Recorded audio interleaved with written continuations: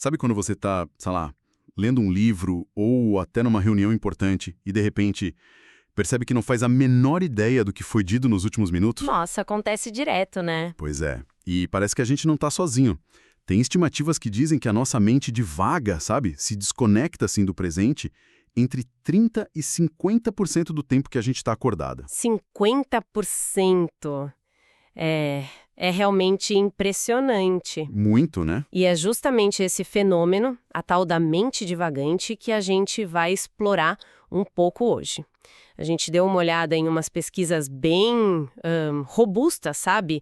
Principalmente revisões e meta-análises recentes, como as do Buehler e Futterer e também do Zanesco e colaboradores. Ah, legal. Aquelas que juntam vários estudos, né? Isso, exatamente. Elas dão um panorama bem bom do que a ciência já descobriu sobre por que nossa atenção foge assim, principalmente quando a gente está tentando aprender ou focar numa tarefa. Perfeito. Então, a nossa missão aqui hoje é meio que desvendar o que é essa mente divagante, tentar entender por que ela parece que piora, né? Quanto mais tempo a gente passa numa tarefa, Uhum. como isso afeta, para bem ou para mal, o nosso aprendizado e também dar uma espiada em como é que os cientistas estão tentando medir, sabe? Essa nossa viagem interna. Ótimo ponto de partida. Então tá. Vamos começar pelo básico, né? O que exatamente os pesquisadores querem dizer com mente divagante? Olha, a definição mais básica é até que simples. São aqueles pensamentos que não têm, assim, nada a ver com a tarefa que você está tentando fazer naquele momento. Ah, tipo, pensar na lista do supermercado durante a apresentação. Exato. O termo técnico em inglês que eles usam muito é TUTS, Task Unrelated Thoughts, pensamentos não relacionados à tarefa. E como você falou, é super comum. Uma das fontes que a gente viu, citando um estudo do Wong, aponta que, tipo, em aula ou estudando, isso pode ocupar uns 30% do tempo. 30%. É bastante tempo se a gente parar para pensar. Mas é só isso, o conteúdo do pensamento? Não é só o conteúdo, é um pouco mais profundo. Pesquisadores como o Smallwood, por exemplo, descrevem isso como um estado de atenção desacoplada. Atenção desacoplada. Como assim? É como se a nossa mente, sabe, se desligasse um pouquinho do mundo externo. A capacidade de processar o que está vindo de fora, a voz do professor, o texto que você está lendo, e de integrar isso com o que a gente já sabe, ela fica meio inibida. Atenção desacoplada, gostei do termo, faz sentido. E imagino que isso traga consequências, né? Na prática. Explica ali por volta de 7% da diferença nos resultados entre as pessoas. 7% parece pouco, mas pensando na quantidade de gente... É significativo e também prejudica a compreensão de leitura. Quem nunca teve que reler o mesmo parágrafo umas 3 vezes, né? Nossa, direto. Pois é, e também a capacidade de lembrar o que foi dito numa aula, por exemplo. As fontes que a gente leu, como a revisão do Buehler e Futterer, citam vários estudos mostrando essa conexão. Entendi. Mas essa viagem da mente, ela é sempre igual ou tem, sei lá, tipos diferentes? Lembro que as fontes falavam numas distinções, né? Exatamente. E essas distinções são super importantes para a gente entender o impacto real. O Buehler e Futterer destacam principalmente 2. Quais seriam? Primeiro, a diferença entre você devagar sabendo que está divagando e devagar sem nem notar. Ah, tipo, quando você se pega pensando em outra coisa? Isso, quando a gente nota, tipo, opa, me perdi aqui. Os pesquisadores chamam de tunnel out. Mas às vezes a gente entra num mundo da lua tão fundo que nem percebe. Isso é o zone out. Zone out. Tipo, totalmente fora de área. Exato. E parece que esse zone out, essa divagação que a gente não tem consciência, é a que mais atrapalha a compreensão do que está sendo apresentado. Faz sentido. Se você nem sabe que saiu dos trilhos, não tem como voltar. E a outra distinção que você falou? É entre a divagação intencional e a não intencional. Intencional. Como assim? Eu escolho devagar. Isso seria intencional. Você meio que decide dar uma escapadinha mental. Ah, entendi. Uma pausa mental estratégica, talvez. Pode ser. Mas outras vezes, a mente simplesmente foge, sem pedir licença. Essa é a não intencional. E o que os estudos sugerem é que essa divagação não intencional é a que está mais ligada a problemas de desempenho a longo prazo. E a intencional? A intencional parece afetar mais a retenção de curto prazo, sabe? Tipo, lembrar o que acabou de ser dito numa aula. Ah, e um detalhe interessante que eles mencionam. Ler textos mais longos parece aumentar mais a divagação não intencional. Sério? Quanto maior o texto, mais a gente viaja sem querer. Isso explica muita coisa sobre tentar ler artigo científico. Totalmente. Mas, peraí, se eu tô pensando sobre o quão difícil tá essa tarefa, ou tentando fazer uma conexão do que eu tô lendo com algo que eu já sei, isso também conta como mente divagante? Ótima pergunta. E aí a gente entra num ponto delicado da pesquisa, que o Buller e Futterer apontam bem. É preciso ter cuidado para não misturar as coisas. Como assim? Pensar sobre a dificuldade da tarefa, por exemplo, é o que eles chamam de interferência relacionada à tarefa. Não é totalmente desconectado. E elaborar sobre o material, tentar entender melhor, fazer conexões, são pensamentos relacionados à tarefa. São pensamentos internos, claro, mas não são estritamente não relacionados como pensar no fim de semana. Ah, entendi a diferença. Não é tudo viajar na maionese. Exato. Alguns estudos acabam agrupando tudo, outros tentam diferenciar. Mas separar o que é essa divagação pura desses outros pensamentos internos é super importante para entender o impacto real no aprendizado. Entendi. Ok, então ficou mais claro o que é. Agora, vamos para outra descoberta que me chamou a atenção, principalmente na meta-análise do Zanesco e colegas. Por que nossa mente parece fazer isso mais conforme o tempo passa numa mesma atividade? Sim, essa é uma das conclusões mais fortes do trabalho deles. Eles realmente confirmaram que a frequência da mente divagante tende a aumentar e de forma significativa quanto mais tempo a gente passa numa tarefa contínua. E isso acontece em qualquer tipo de tarefa? Parece que sim, é um padrão bem robusto observado em muitos estudos e tarefas diferentes. Por quê?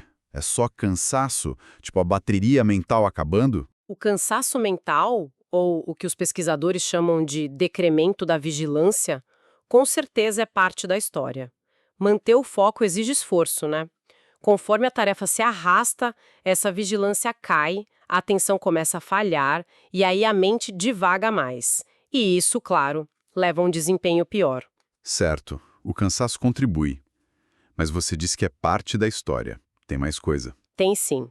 Outras teorias ajudam a gente a entender melhor. Uma delas tem a ver com tédio. Tédio? Pensa no modelo que o Zanesco cita, o modelo do custo de oportunidade. Se a tarefa que você está fazendo fica muito monótona ou pouco recompensadora, sua mente começa a meio que calcular. Será que não vale mais a pena prestar atenção em outra coisa? Mesmo que essa outra coisa seja um pensamento interno mais interessante? Tipo a mente buscando algo mais estimulante? Exatamente, o tédio quase funciona como um alarme. Ei, procure algo melhor para fazer. E aí, a divagação, especialmente a intencional, pode até ser uma estratégia consciente para lidar com essa chatice ou frustração. Ah, faz sentido.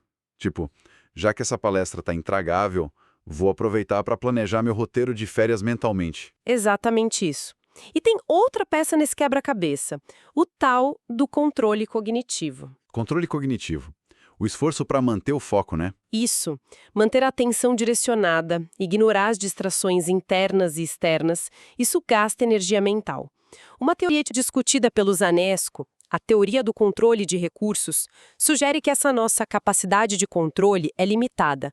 É como um músculo que cansa ou um tanque que esvazia. E conforme esse tanque esvazia, Fica mais difícil segurar a atenção na tarefa. Ela tende a escapar, a divagar. e a dificuldade da tarefa? Se for algo muito difícil, esse tanque esvazia mais rápido e a gente divaga mais. Intuitivamente, parece que sim, né? Tarefas mais exigentes deveriam consumir mais rápido esses recursos. E algumas pesquisas até apontam para isso. Mas, Mas os resultados não são tão preto no branco. Outros estudos que o Zanesco também mencionam sugerem o contrário ou algo mais complexo. Tarefas que são menos exigentes, sabe, aquelas que não ocupam toda a nossa capacidade mental, sim, elas podem paradoxalmente acabar liberando mais espaço para a mente devagar. Se a tarefa é fácil demais, sobra poder de processamento para pensar em outras coisas. que doido. Então não é tão simples assim. Difícil igual mais divagação. Pode ser o contrário às vezes. Pois é. E a motivação? Onde ela entra nisso tudo? Imagino que se eu estiver super afim de fazer algo, vou devagar menos, certo? Sem dúvida nenhuma, motivação é chave. Se a pessoa está com baixa motivação para aquela tarefa, a tendência é devagar mais. Isso vale tanto para a divagação intencional quanto para não intencional. E a intencional, nesse caso, seria tipo... A divagação intencional, em particular, pode ser um reflexo claro do que eles chamam de objetivos concorrentes. Se pensar nos seus planos para mais tarde ou numa preocupação pessoal, é mais importante ou mais urgente para você naquele momento do que a tarefa. A mente vai para lá. Exato. Sua mente pode deliberadamente se voltar para esses outros pensamentos. É quase um cabo de guerra pela nossa atenção. Entendi. Então, para resumir essa parte, a mente divaga mais com o tempo por causa de uma mistura de fatores. Cansaço da atenção, o tédio ou a falta de recompensa da tarefa, o esgotamento do nosso controle mental e a briga com outros pensamentos e motivações. Isso, uma combinação complexa. E a meta-análise do Zanesco confirmou que esse aumento é real, é significativo e pode chegar a mais da metade dos nossos pensamentos lá para o final de tarefas mais longas. Exatamente.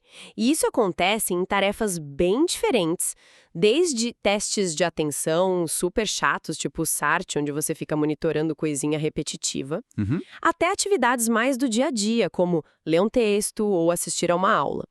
A taxa inicial de divagação pode até variar um pouco. Leitura, por exemplo, parece começar com um pouco menos de divagação, mas a tendência de aumentar com o tempo é bem geral. Certo. Bom, isso leva a gente direto para a questão do aprendizado, né? Se a mente está viajando tanto tempo assim, como isso impacta a nossa capacidade de aprender direito? E como isso se liga com aquele conceito que você mencionou de aprendizagem autorregulada, a SRL? Você pode só dar uma relembrada rápida do que é SRL? Claro, claro.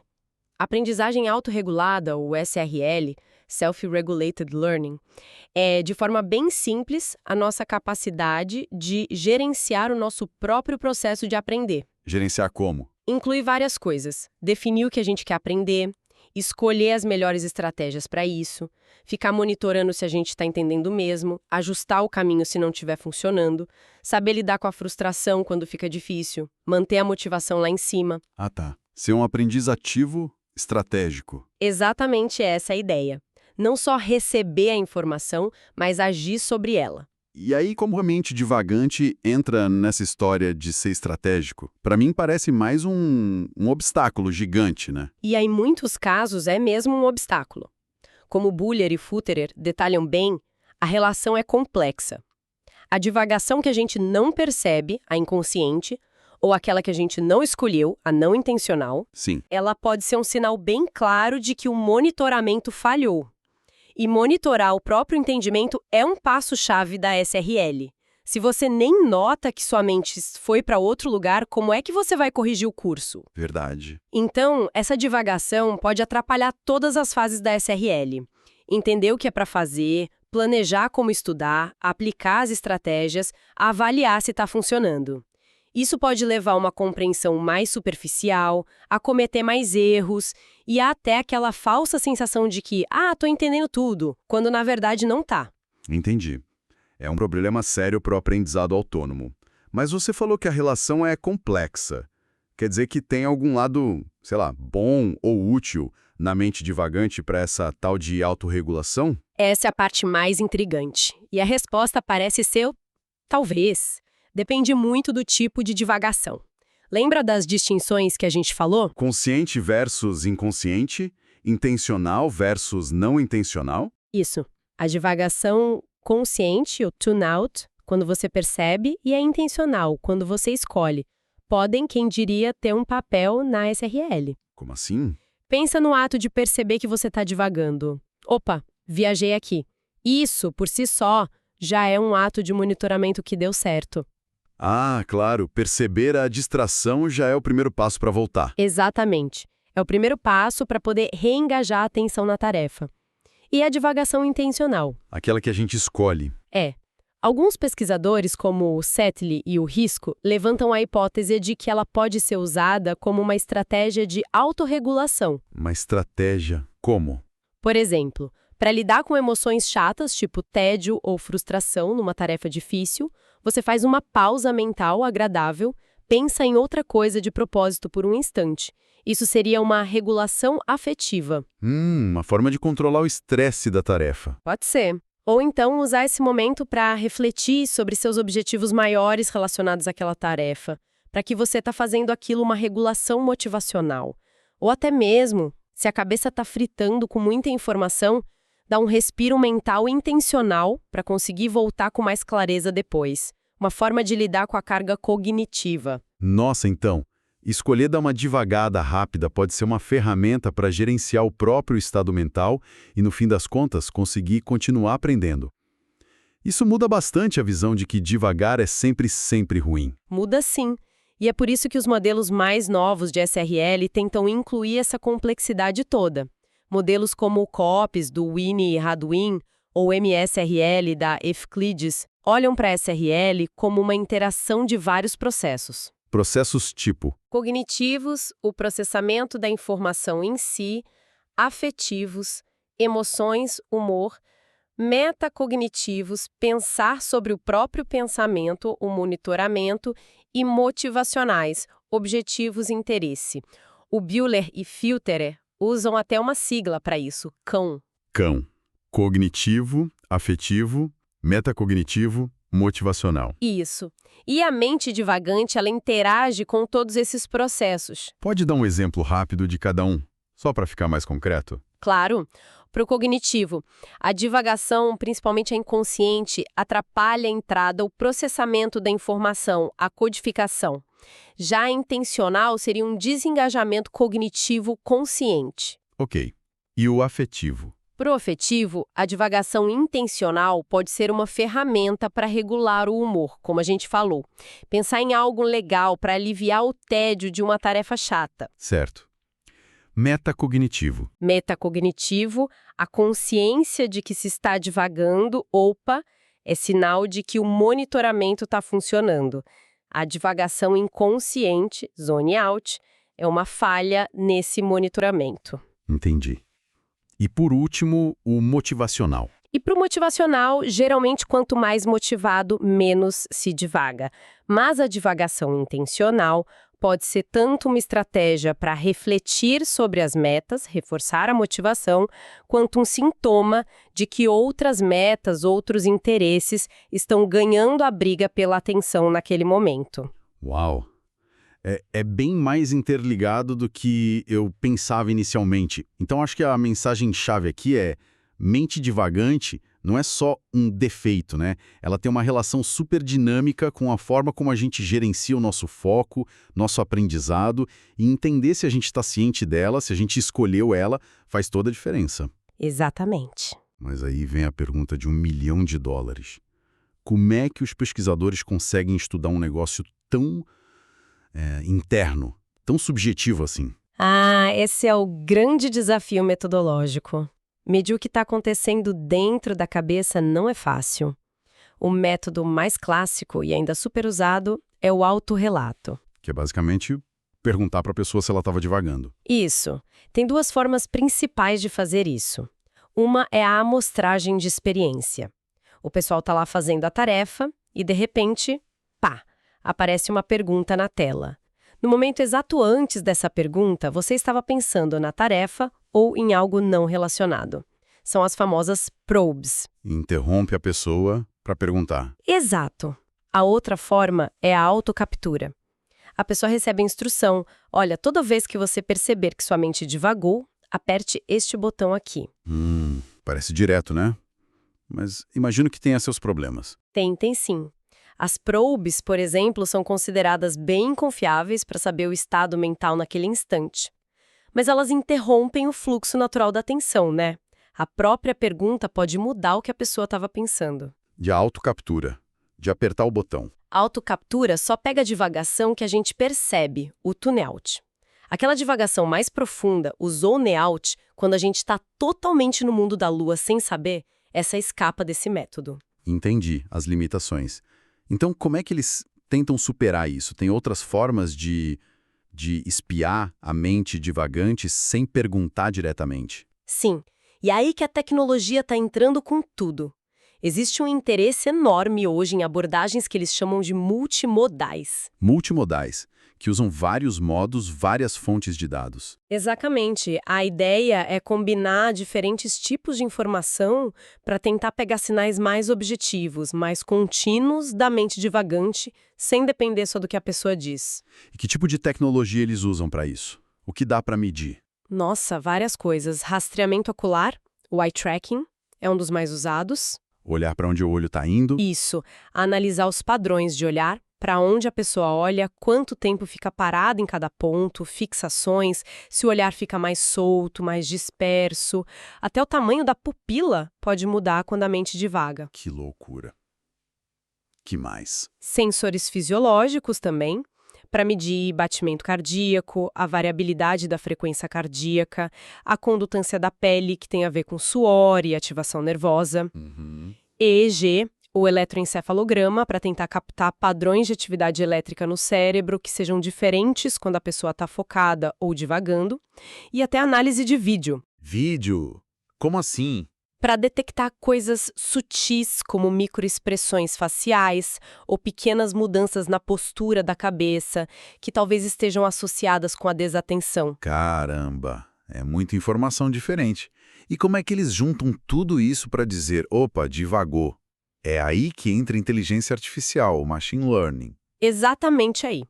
O aprendizado de máquina, Machine Learning, ou ML, é a ferramenta que eles usam para analisar esses rios de dados complexos. Eles tentam treinar algoritmos para identificar padrões nesses sinais, olhar, coração, cérebro, etc., que se correlacionam com os momentos em que a pessoa relatou estar divagando, nas probes, por exemplo. Ah, então usa o autorrelato para treinar o computador a reconhecer os sinais objetivos? Isso. A ideia é criar modelos que consigam, depois de treinados, detectar a divagação automaticamente, talvez até em tempo real, só olhando para esses sinais. E é isso, funciona. Já está funcionando bem. Quão precisos são esses modelos? É um campo que está andando bem rápido. O Buller e Futterer comentam que mais ou menos 1/4 dos estudos que eles revisaram já usava alguma forma de IML. A precisão está melhorando, sim, mas ainda não é perfeita. Como assim não é perfeita? Eles descrevem a precisão como moderada, o que significa que os modelos baseados em eye tracking ou EEG, por exemplo, conseguem sim prever se a pessoa está divagando, com uma performance bem melhor do que um palpite aleatório. Eles usam umas métricas tipo a OROC ou F1 Score para medir isso, mas ainda cometem bastante erro. Não é 100% certo. Entendi. Ainda tem chão pela frente. Tem. Mas uma coisa interessante é que combinar diferentes tipos de dados, por exemplo, juntar eye tracking com dados fisiológicos, geralmente dá uma precisão melhor do que usar só uma fonte de informação. Faz sentido, né? Mais pistas para a máquina seguir. E para organizar toda essa pesquisa, que usa métodos diferentes, processos diferentes, as fontes mencionam um tal de Grid SMA. O que é isso? O Grid SMA é mais uma ferramenta para pensar, um jeito de organizar o mapa da pesquisa. Foi proposto por uns pesquisadores, Molenar e colegas, e o Buller e Futterer usaram isso para analisar a literatura sobre mente divagante e SRL. É tipo uma grade com 3 eixos.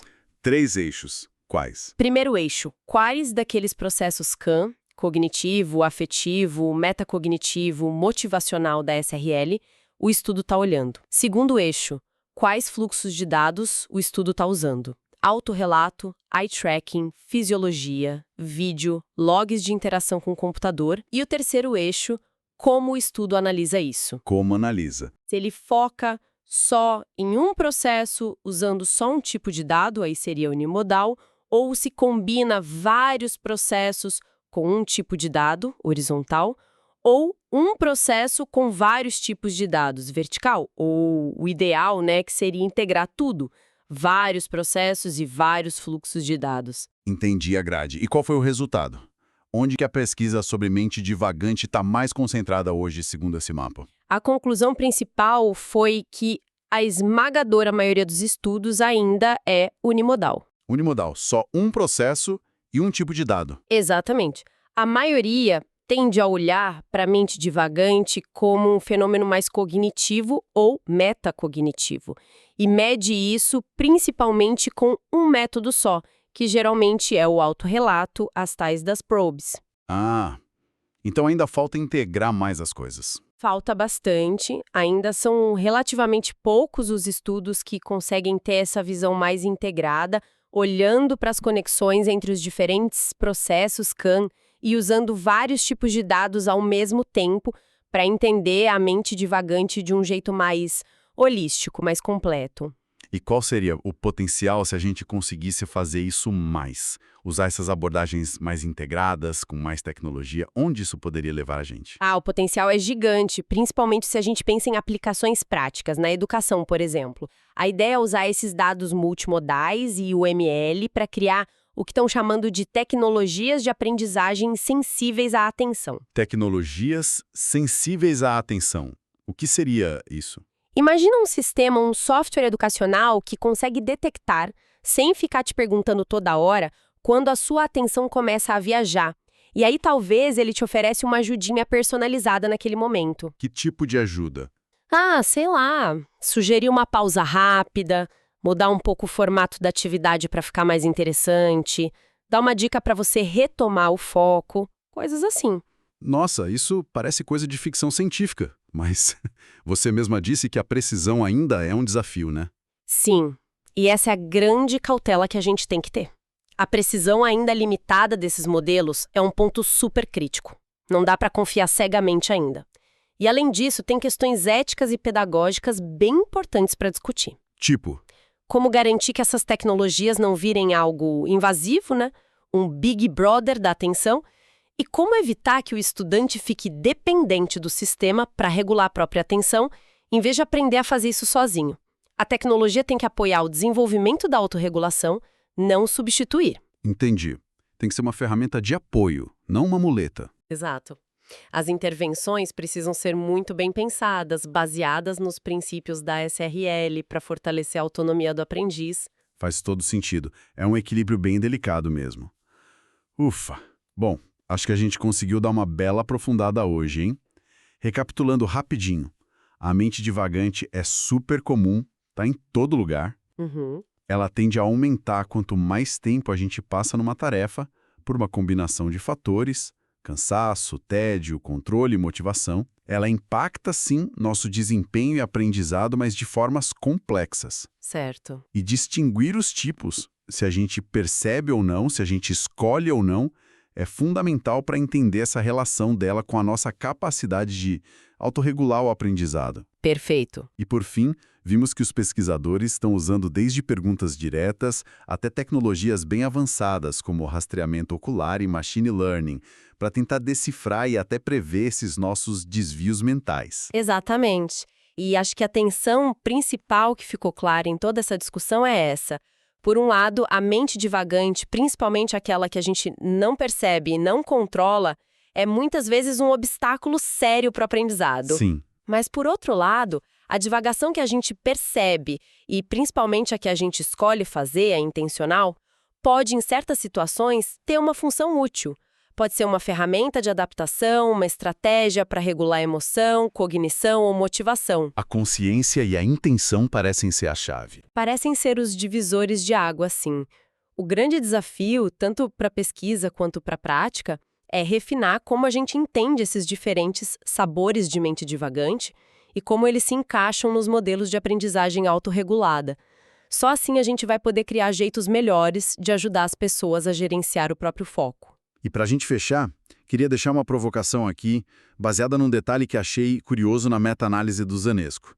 Eles notaram que, embora a mente divagante aumente com o tempo, essa subida parece ser um pouquinho mais lenta em tarefas que são muito, muito longas ou naquelas que são interrompidas direto pelas probes de autorrelato.